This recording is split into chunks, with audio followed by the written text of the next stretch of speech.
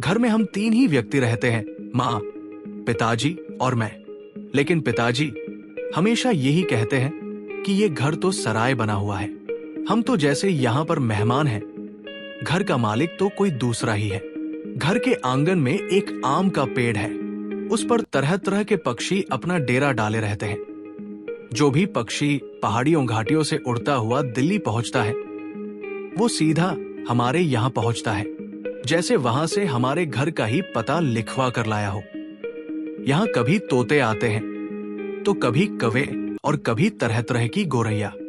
हर समय ऐसा शोर मचता है कि कानों के पर्दे फट जाए। लेकिन लोग यही कहते हैं कि पक्षी गा रहे हैं। घर के अंदर का भी यही हाल है। रात भर चूहे एक कमरे से दूसरे कमरे में दौड़ लगाते रहते हैं। बर्तन गिरते हैं, डिब्बे खुलते हैं और प्याले टूटते हैं। ऐसा शोर मचा रहता है कि हम लोग ठीक से सो भी नहीं पाते। बिल्ली हमारे घर में तो नहीं रहती, पर कभी कभी वो भी हमारे घर में झांक जाती है।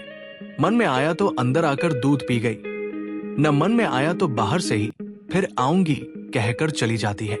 शाम होते ही 3-4 चमगादड़ कमरों के आर पार पर फैलाए कसरत करने लगते हैं। घर में 3-4 कबूतर भी हैं और चींटियों की तो जैसे सोच ही आई हुई है। अब एक दिन 2 गोरैया सीधी अंदर घर में घुस आई और बिना पूछे उड़-उड़ मकान देखने लगी। पिताजी कहने लगे कि ये मकान का निरीक्षण करत रही है कि ये मकान उनके रहने के लायक है भी या नहीं। कभी वे किसी रोशनदान पर जा बैठती तो कभी खिड़की पर। फिर जैसे आई थी वैसे उड़ भी गई।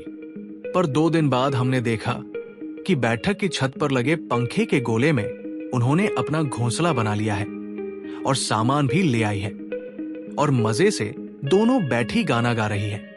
जाहिर है उन्हें घर पसंद आ गया था। इस पर पिताजी को गुस्सा आ गया।